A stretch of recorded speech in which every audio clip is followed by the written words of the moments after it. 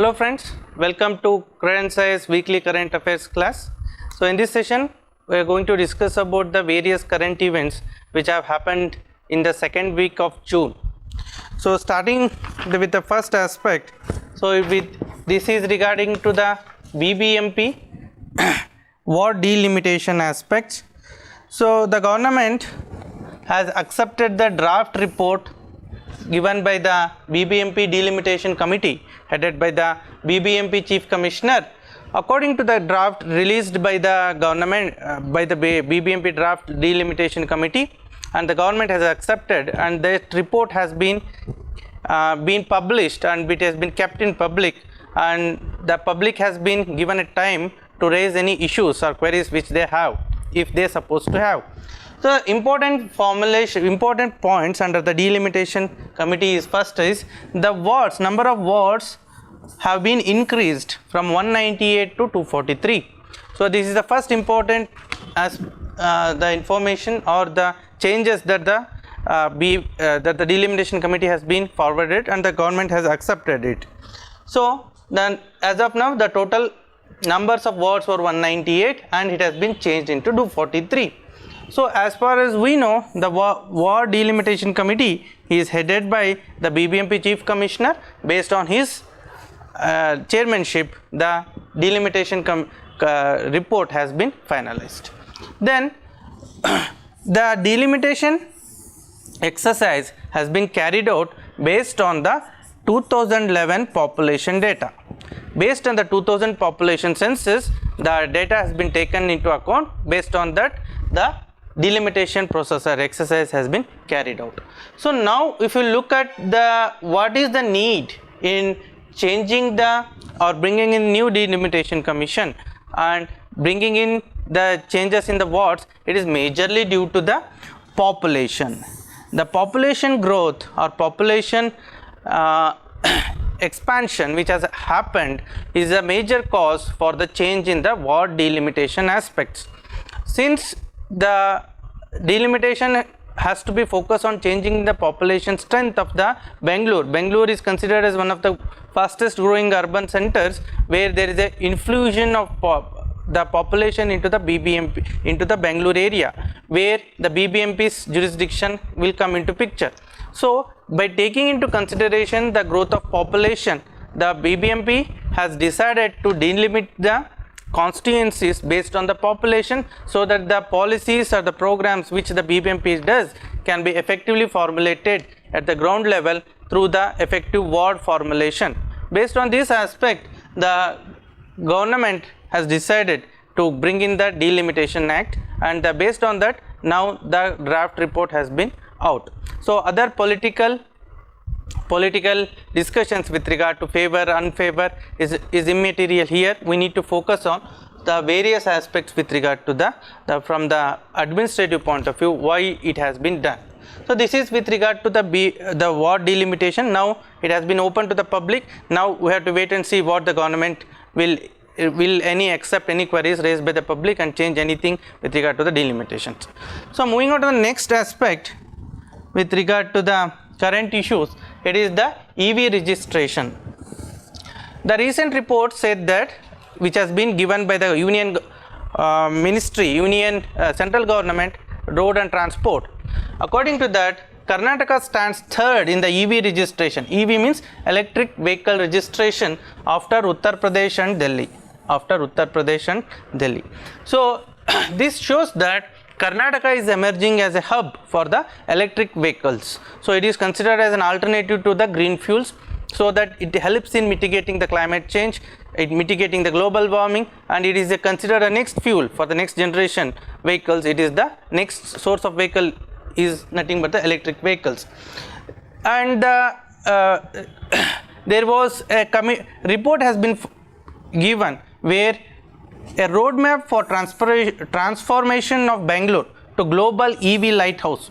So this is a report where they have given various programs, formulations, and what need to be done in order to make Bangalore as a hub or a platform of global EV as a global electric vehicle lighthouse. So in order to make a Bangalore as a global EV lighthouse, what are the measures that the government has to take, and also the other civil society organizations and the private organization need to take in order to make the Bangalore as a lighthouse, EV lighthouse.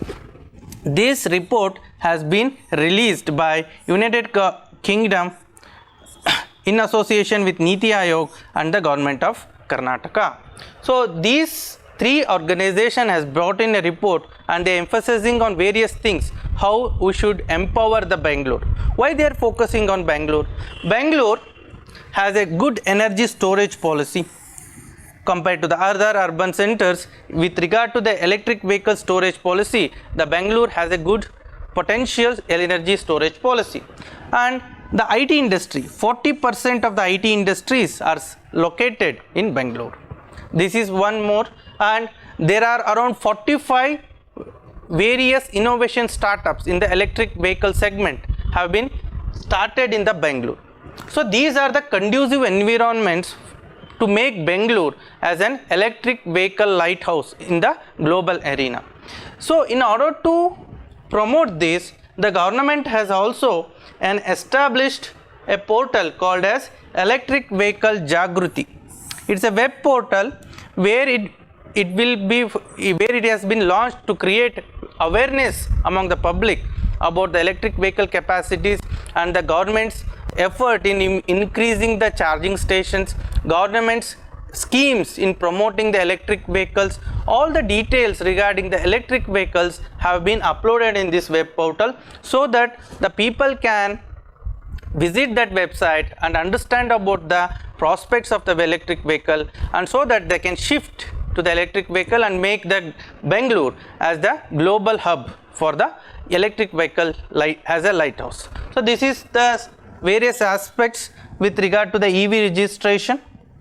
Then moving on to the next aspect, it is related to Ayushman Bharat digital mission. So why it is in news? The National Health Authority has decided to establish Ayushman Bharat digital mission center, major headquarters center in Bangalore. So they decided to establish the ABDM, that is the Ayushman Bharat Digital Mission Technological Center will be set up at the Bangalore. So Bangalore will be the center across the India to cater the technological needs and digital needs of the Ayushman Bharat Digital Mission. The UI, it is works similar to the UIDI. So the UIDI, which functions, right, the Unique Identification Development Authority of India, as a unique code. So I hope you understand with regard to the Ayushman Bharat Digital Mission. The vision which has been a brainchild of the central government to focus on the health aspect, and to make the health as a digital segment, or to move health into the digital format. The government has formulated this Ayushman Bharat Digital Mission. That center will be established in the Bangalore.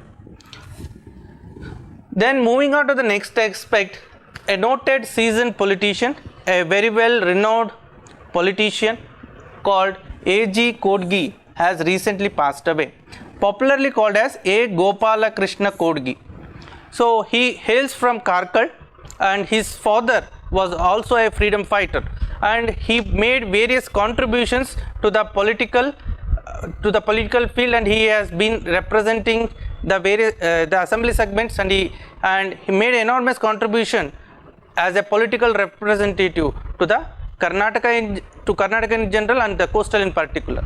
The various achievements, if you want to look at them, he was the chairman of the 3rd State Finance Commission, and under his leadership, Amese Bailu, a Gram Panchayat in the coastal, became Karnataka's first solar powered Gram Panchayat.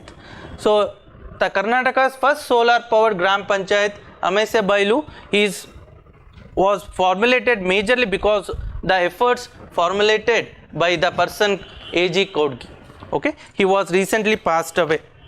So moving on to the next issue, so it is called as Mr. Kavini,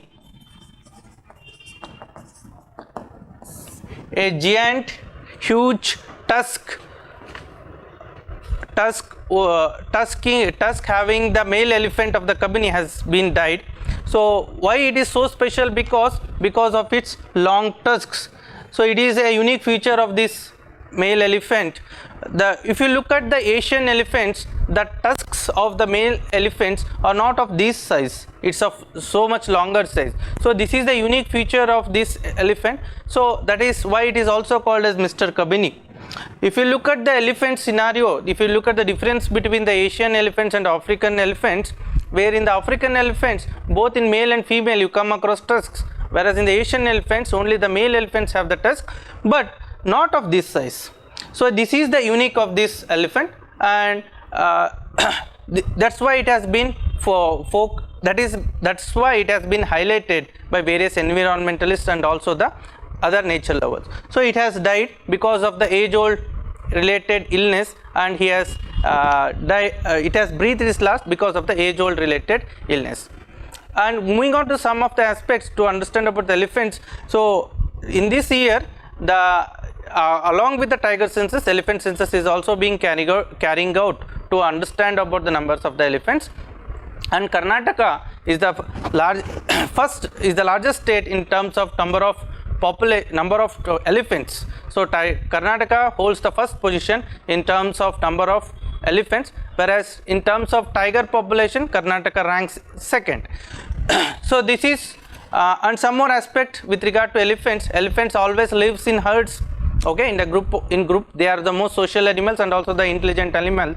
In the groups, it is always led by the female, the age-old female. So it is called as matriarch. That elephant was used to called as matriarch. So these are some of the details with regard to the elephants. So these are the various current issues which have happened in the second week of June. I hope you enjoyed this video. Thanks for watching this video.